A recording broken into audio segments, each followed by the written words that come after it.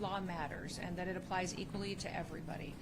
We have had for 3 months in a row 0 illegal aliens entering the United States, which is the first time in this nation's history that we've seen that kind of security at our nation's border. Also, we've been working on getting dangerous, criminal, illegal aliens out of our country. Murderers, rapists, drug traffickers, human traffickers, going out, arresting them, and removing them from our communities so that our families can be safe again at night. Our top priorities have been these 2 items: securing our borders and arresting dangerous criminals and removing them from our cities and our towns and our states across the country from coast to coast. Since President Trump has taken office, we have arrested hundreds of thousands of these illegal criminals. I'm here today because the elected leaders in this state of Illinois are ignoring the law. In fact, they're being obstructionists when it comes to getting dangerous criminals off of their streets. They are deciding that dangerous criminals that are murderers, rapists, money launderers, have committed assault, that are trafficking children, are more important than the families that live in the communities here. That includes Governor Pritzker, Mayor Johnson, and others who have worked so hard to protect these dangerous criminals. They'd rather be a sanctuary state and continue to put those individuals above American citizens who built this country, who've raised their families here for generations and just want to be able to walk down the street safely at night and put their kids to bed and live a peaceful life. Today I'm highlighting 4 different examples of individuals that we've recently arrested here out of this office with the good work of ICE and our HSI officers that we've taken off the streets without the help of the governor or the mayor. Our federal officers have had to do this alone without their support, and these dangerous individuals are now no longer victimizing people because of the good work that we do. Hector Bonaparte is a 42-year-old illegal Mexican alien who had previously been convicted of predatory sexual criminal assault against a victim under the age of 13. We have Jarvin Flores Santos, who's a 40-year-old Honduras individual who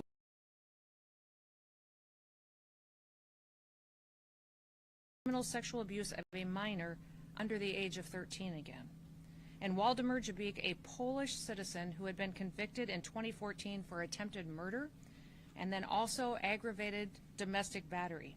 He was convicted of these after he stabbed his own wife and his 19-year-old daughter. It was not the first time that police had been called to his house for domestic disturbance, but he was never held accountable until recently by these federal officers. Don Gay Silas, a 33-year-old illegal alien from Micronesia, has had 3 DUI convictions, and as well as convictions of criminal mischief, of wanton endangerment, and driving without a license. These individuals would still be out on our streets today, committing crimes and attacking people and harming them and hurting our children if Governor Pritzker and Mayor Johnson had their way, because their choice has been routinely over and over and over again to release these criminals back on the streets. The debate over so-called sanctuary policies has real consequences. It has consequences for our law enforcement officers, but also for the families that live here and the businesses that are just trying to provide for their community. Governor Pritzker and Mayor Johnson are answering that question every single day of who should be our priority, who should be our responsibility, and over again, they're choosing criminals. In just the last 7 months, ICE has issued over 1,664 detainers in Chicago alone. 1,664 detainers we have lodged against violent criminals, and that is a 106% increase over what was issued during the Biden administration. Unfortunately, Chicago and its leadership has only honored 8% of those. That means every other person, when they're released from paying for the consequences of their crimes, back onto our streets without any notification to individuals or to the families that have been victimized by them. By getting those 8% at least off of the street, the brave men and women of ICE are saving American lives. Yesterday we announced that now our ICE officers are facing a 1,000% increase in assaults against them. And you read about the stories and hear what's happening from coast to coast every day in our national media and in our press. But it's in large part due to the pro-sanctuary state and cities policies and the language of elected bureaucrats and politicians that are reckless with their lives and endangering their families. Every public official should talk about and work to protect people, to keep them safe and American people's lives safe. I want you to look at the contraband that's in front of me. We have 20 kilograms of fentanyl that's in front of me on this table. That's enough to kill 10 million people. And here out of this office, this was interdicted just days ago here in Illinois, and because these federal officers have been out on the streets picking up criminals and dangerous individuals, we were able to take this 20 kilograms of fentanyl off the streets and save over 10 million lives. They're also keeping these weapons out of the hands of criminals that would use it to rob and assault and to murder individuals in these communities. Unfortunately, all of the politicians that have spoken out against their efforts, their desire appears to be that they would like to have more of this on their streets, more drugs out there for their kids and families to be victimized, more guns out there committing crimes. That is not the work that we do in ICE. The work that we do is to protect people and make sure that we remove these weapons and drugs off of our streets and hold those criminals accountable who would go forward and continue to use that to harm individuals. I just want to ask you for three things today. Number one, I want to ask you to support your law enforcement officers. Have their backs. Every single individual that's out there that is noisy and attacking them right now is having an effect that's ratcheting up the rhetoric and distorting facts and not allowing the facts to get out of what the work that they're doing every day and what we've done to help victims get some justice for the harms that were perpetuated in their lives. Those of us that appreciate the work of our law enforcement officers, the fact that we're a country that doesn't pick winners and losers. We apply the law, and if we don't like the law, we should be going to Congress to change it. But that is what these law enforcement officers do, is they continue to uphold the law and make sure it applies equally to everybody. Second thing I'd like to ask you to do is stop putting criminals first. Stop making them the number one priority. They are perpetuating harm on American citizens, and they need to be held accountable for it. And number three, I would ask that you think about the family members around you, the people you've spent your time with, the American citizens that live next door to you in your community. Start thinking about what kind of a community they want to live in, what your city should look like, what their families deserve, and put them first. Make them the priority because they're the ones who've invested in this country, and keep it safe and keep it productive and keep it the best country in the world. We'll never apologize here for protecting the American people, but we're going to continue to arrest dangerous, criminal, illegal aliens. We will defend the homeland. That's what ICE is doing, and I'm so proud to be able to walk with them and to lead with them while they fulfill this mission to really keep United States blessed far into the future. So with that, I'll open it up to any questions that you may have. Secretary? Yes. You guys have spent $20 million of taxpayer dollars on a campaign to get people to self-report using the CBP Home app. How many people have actually done that? What's been the return on investment for taxpayers in that campaign? Well, actually, the 20 million campaign was to send a message to people that if they were here in this country illegally, that they should go home on their own. If they wait until we arrest them and we have to remove them, they'll never get the chance to come back to the United States. So it wasn't just on the app, it was also encourage them to voluntarily go home. We know thousands and thousands of people have used the app, but we also know that hundreds of thousands of people have left on their own, not utilizing a government program to do so. I've been to, I think, 10 different Central American and South American countries and visited with their presidents, with their foreign ministers, interacted with the Department of State, and over again I'm hearing that hundreds of thousands of their citizens are coming home voluntarily. They've seen the ads, they've seen the messages on social media that if they go home on their own, they'll get the opportunity to come back to the United States the right way. And so most of these countries as well are setting up programs to welcome their individuals home. They have housing loan programs that they're setting up. They're allowing them to have food assistance for several months. Several of the countries I've recently visited with are training individuals and workers to come home because their economy has a need for those individuals. So sending that message has been extremely helpful in making sure that people know that here we're going to enforce our laws and that there's a right way to come to this country. And you're going to be allowed to do that if you voluntarily leave. Do you have current comprehensive numbers, specific numbers? We can get it for you, but each specific country has given it to us along the way. But I would say we believe over 1 million people have gone home on their own. Since the CBP Home app? Since we have started this administration, yes. But we've arrested hundreds of thousands that have gone through our system. Yep. As of July 27th, Mhm. You're talking about the worst of the worst criminal illegal aliens. Mhm. As of the 27th, this is ICE data analyzed by track, 71% of current ICE detainees have no criminal convictions. No, that's not true. Of those that do, Charges and convictions, over 70% of them have pending charges against them or criminal convictions. The others all have final removal orders, which means they're eligible to go back home. are for minor crimes. They're not violent crimes. And I'm just wondering, why are so many other people, besides the worst of the worst, getting swept up in this? Nobody's getting swept up. We're running targeted enforcement operations across the country, and using our case files and our information to know who is a criminal in this country that needs to be removed and who has a final removal order. Nothing's changed. Huh? What's wrong with that targeted plan? What's wrong with our targeting? Yeah. Why are so many other people who are just here to work and they're following the law? They're not following the law if they're here illegally. There's a right way to come to this country, and so. Yes, but they're following criminal laws. You're talking about criminals here.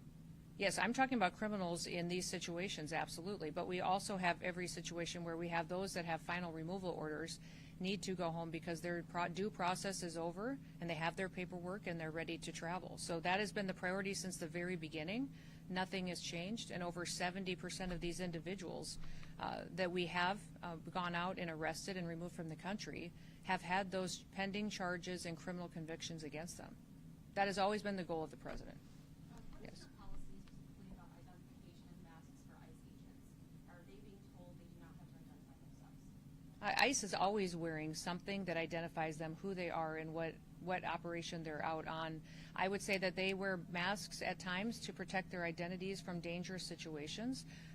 The leadership teams, we leave that up to them to discern what's necessary in certain situations. And with the rise in violence that we continue to see against these officers, with that 1,000% increase, it's making sure that they are safe while they do this job and that they get home to their families at night too is incredibly important. So it's your understanding they are identifying themselves? Yes, In some cases where they're not wearing identification? I would like to see that because they have identification. They have gone into situations and when they have been out looking for these dangerous criminals and have been verbally identifying themselves, and if there is a mask required, it's for their safety because of the situation that they're encountering. One more question. Rebecca? Secretary, Yeah. you mentioned that it's been harder to work with officials in Illinois because of the way the government functions, but you're also on a mission to hire thousands more ICE officers and detain folks who are in Illinois. So how are you doing that, hiring people within the state, or people that are willing to work in the state, and where are those folks going? Yeah, the response has been overwhelming. Part of the big, beautiful bill that President Trump advocated for allocated to us the resources to hire 10,000 new ICE officers. We have had that open for less than a week, and we have over 80,000 applicants for those jobs. So they're from all over the country. Some of them are retired ICE officers that want to come back now that they're going to be allowed to do their jobs, some retired CBP or other federal officers. And then we also have a huge amount of interest of people who just want to have their backs and work alongside them. So what we're doing then is to get them trained up as soon as possible is we'll be training them through our federal academy, but we're also going to stand up some pilot areas of where people can train closer to their homes. If we have a lot of officers that have signed up and have offers from the federal government, we may do a training right here closer to home so they're not away from their families for so long. So that's being worked out as we see where the final offers are coming from. Do you know how long that training will last? Because normally it was taking about a year, so how would you get those folks? Yeah. Expedited? Yeah, it'll be within weeks because we're going to give them credit for what they already know. If they're former law enforcement, they already have training and certifications that we will honor and look at. They'll still go through testing. They'll still go through drug testing and physical tests and all of that. But we want to make sure that it's an expedited where we check the box if they have the experience. Then it helps us not keep them stalled out in an academy for weeks at a time. Secretary Noem, I just wanted Sure. to ask how ICE operations have been impeded by sanctuary city policies, if they have, and do you feel like you're still on target to reach the amount of arrests that you would like in those sanctuary areas? Well, the lack of information sharing is hard. I would say anybody who serves in law enforcement would say they're used to partners. They're used to being able to call up a local law enforcement officer, a sheriff, a highway patrol officer, and say, hey, do you have any information on this individual that is a murderer that's been cited in your city? That's not happening in Illinois. And when we're calling on those most dangerous individuals, when they're being released from your prisons, they're not even letting us know, not honoring our detainers. When we lodge a detainer against someone, it's when you let that person out of jail who's been paying the consequences, let us know so that we can pick them up and get them out of the country. Illinois is not partnering with us on that, which is very, very difficult when we know that those dangerous criminals are going to run free. And many times we go into situations where we don't necessarily have the law enforcement to play a backup role. There are times where we bring more individuals in, more federal officers, because we believe we need to do that for security reasons. So we have great partnerships across the country, over 800 of them, with state and local law enforcement in other states. We wish we had that here. We wish we could build those partnerships. We're going to keep plugging away, and for us, it's about getting dangerous people off the streets. So our target is to get dangerous people off the streets. Last question back there. Can you give us some clarity on when 18-year-olds might be at ICE? Can they be URO officers? And if so, do you have any concerns about that, how highly stressed that position is? And on the other end of age limits, why do you think someone in their 40s or 50s can do this job despite the previous age gap? Oh, I think us opening up the age requirement is wonderful for people to have opportunities that they've always wanted.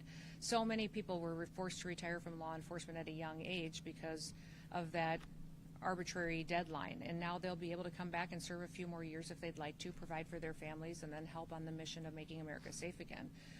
18-year-olds can come and sign up and help us with processing and paperwork while they train and they get the experience. They can walk alongside our officers. They will all be as fully trained as any full-time officer before they're put in a situation that might require more of them. So we want everybody to be at the same level of skill set and knowledge when they're out doing an enforcement role out on the job. Anything else? Yeah, Yes? I don't expect you to know the details of every specific Mhm. case, so I wanted to give you a little context that calls for a broader answer on the question. Mhm. About 4 months ago, ICE publicized the arrest of 2 men said to be responsible for a mass shooting in Chicago. Your agency named them, and it got a lot of coverage. However, they have still not been charged in that mass shooting. So my question is whether it's people sent to prison in El Salvador or 2 men accused here in Chicago of a mass shooting, is it responsible for ICE to publicly accuse people of violent crimes before they've been charged? Well, we follow cases and prosecute cases and turn them over for prosecution just like any other law enforcement agency does. So when we sweep up somebody who's committed an act of violence like that and turn it over, that is public information that is out there. And people need to know who is perpetuating these crimes, and we continue building cases then on who they're affiliated with. Is there further dangers? Our investigators are some of the best in the country that are out there making sure that not only is that person now incarcerated, but who were they affiliated with that could be another danger that we need to continue to look at. So Even if they haven't been officially charged?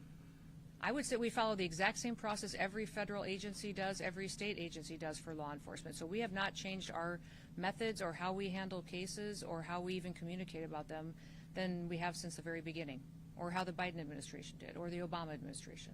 We do it exactly the same. What I wish is you guys would talk about the victims more. How many people were shot in that mass shooting? How many people were victimized? How are their families doing? You all spend so much time talking about the poor justice for these criminals that are harming individuals every single day, and you don't even think twice to go talk to a mom who's now lived for a year and a half without her daughter. Go talk to somebody and see how they're doing, trying to get their kids to school, not sure if they're safe. So I would encourage you to remember that there's always victims in these situations, and many times you're focusing on the one who made them a victim. Thank you. You guys have a good day.